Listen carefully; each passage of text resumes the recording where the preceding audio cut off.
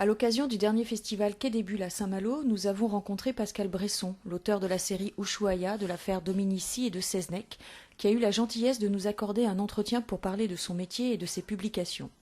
Mais commençons par le début. D'où lui est venue la vocation? Comment est-il entré dans le métier? En fait, c'est un parcours de passionné. Il faut dire que j'ai découvert les aventures de Ricochet dans le journal de Tintin, j'avais 5 ans. Et j'ai eu la chance de rencontrer mon premier auteur bande dessinée qui s'appelait Tibet. J'avais 11 ans. Je m'étais enfui de chez ma grand-mère parce que j'avais été élevé par ma grand-mère. Et de passage à Reims pour une dédicace en novembre, je m'étais enfui justement de chez elle pour aller le voir. Et quand il a vu débouler dans la librairie un petit gamin de 11 ans, et il m'a pris un petit peu sous son aile. On a beaucoup discuté de Ricochet parce que j'étais fan. Et il me racontait que l'année d'après, il devait revenir pour le salon du livre du Polar de Reims. Et effectivement, un an après, il était venu et je suis allé le voir. Et à partir de ce moment-là, j'ai été son apprenti. Il m'a pris pendant les vacances scolaires parce que j'habitais à Reims à l'époque. Et on va dire de 12 à 17 ans, il m'arrivait souvent d'aller chez lui, lui montrer mes dessins qu'il corrigeait toujours avec gentillesse.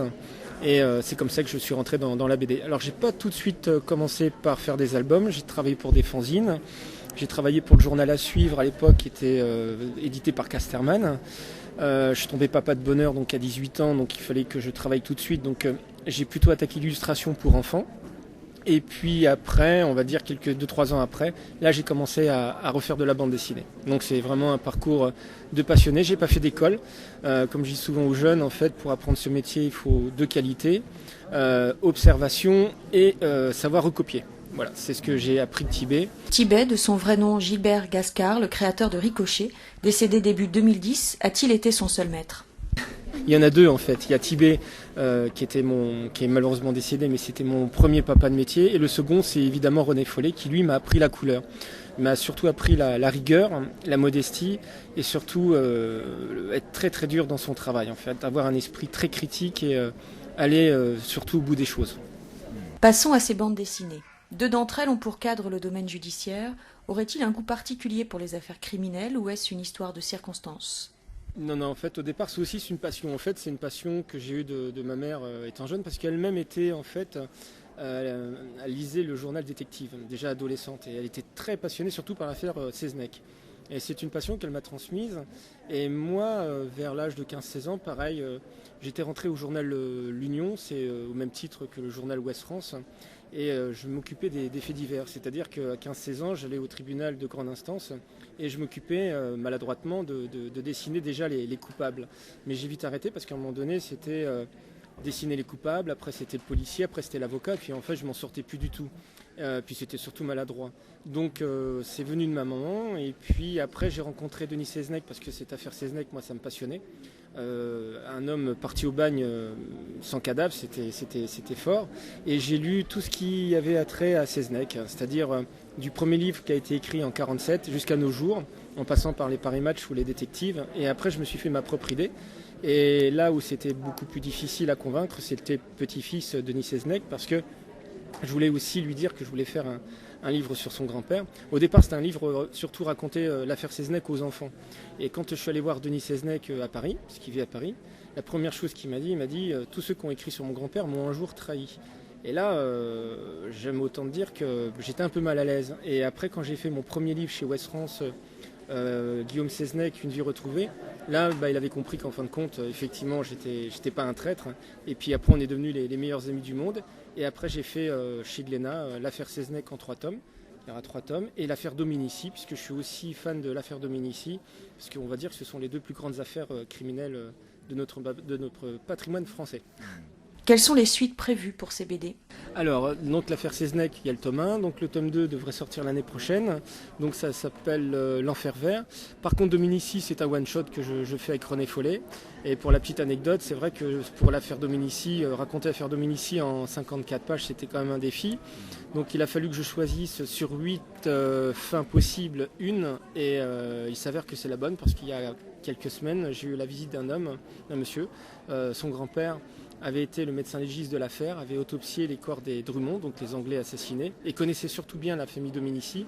Et lors du procès Dominici, justement, il a défendu ma thèse, c'est-à-dire que le patriarche était sur place, n'avait pas tué, mais les coupables, c'était le fils Gustave Dominici, et le petit-fils ZZ. On l'appelait ZZ, et en fait c'est plus un accident qui a mal tourné qu'une histoire d'espionnage comme on l'a laissé entendre à une époque. Alors ce qui a été maladroit, c'est qu'ils ont essayé de déguiser le crime, mais ils se sont mal pris.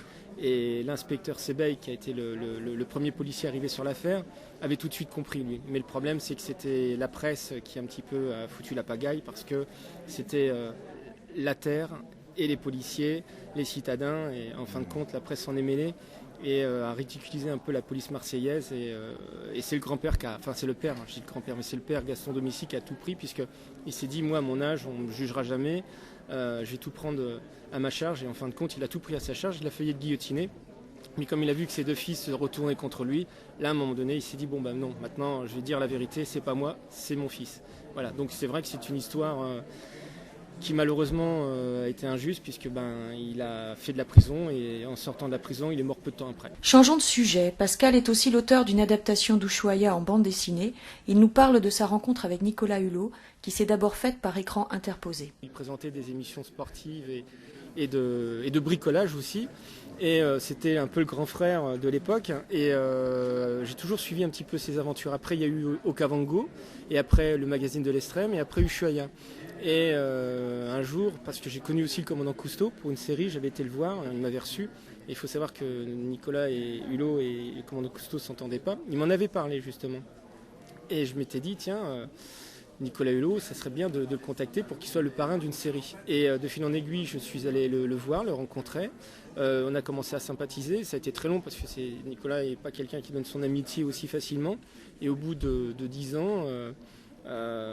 lors d'une soirée chez lui, justement, donc il y a 5 ans maintenant, je lui avais proposé de faire ses aventures et de son équipe, Ushuaïa, en bande dessinée. Et j'ai dû écrire des scénarios d'avance pour lui montrer.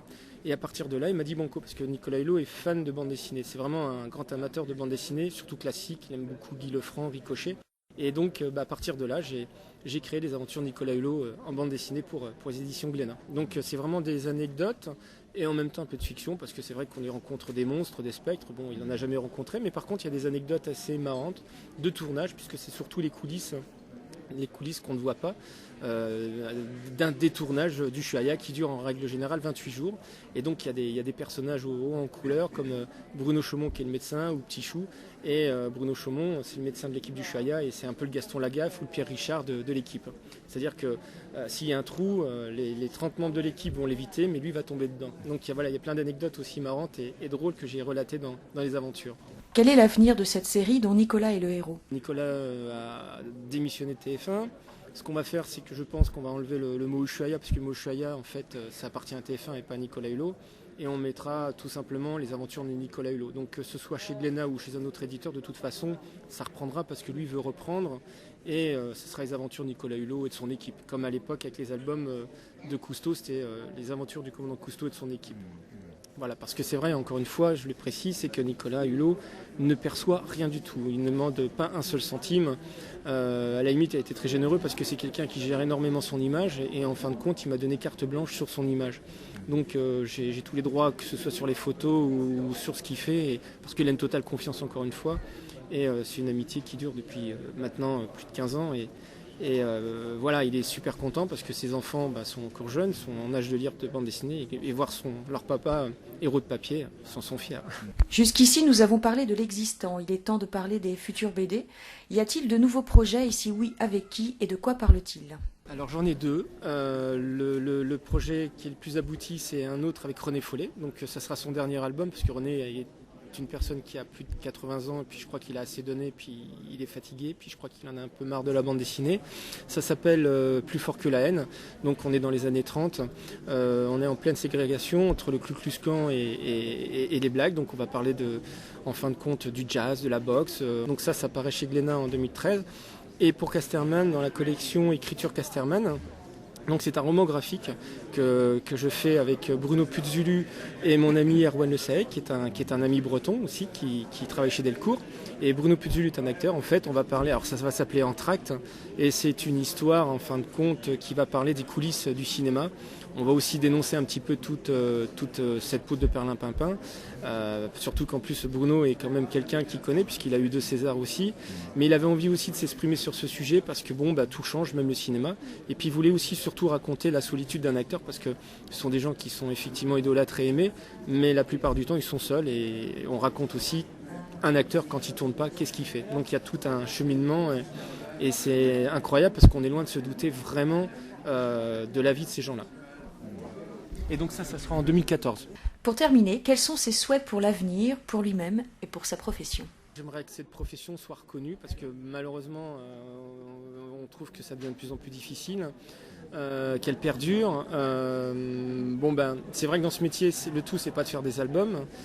Si je calcule entre mes livres bande dessinée, livres pour enfants, j'en ai fait plus d'une quarantaine. Ça fait plus de 20 ans que je fais ce métier. C'est un métier qui est quand même de plus en plus difficile. Ce qui est le plus difficile, c'est de durer en fait. Moi, ce que je souhaite, c'est que ce métier soit reconnu et puis que ça se débloque. Effectivement, tout change, évidemment, mais c'est d'aller le plus loin possible, quoi. Bon, c'est vrai que je suis pas très, très positif sur le... D'ailleurs, je suis pas le seul, mais c'est un métier qui va changer et je pense qu'il va y avoir ces 2 prochaines années une sélection naturelle qui va faire que beaucoup d'auteurs vont se retrouver sur le plancher. J'espère de ne pas en faire partie, mais si c'est le cas, il faudra se recycler, quoi.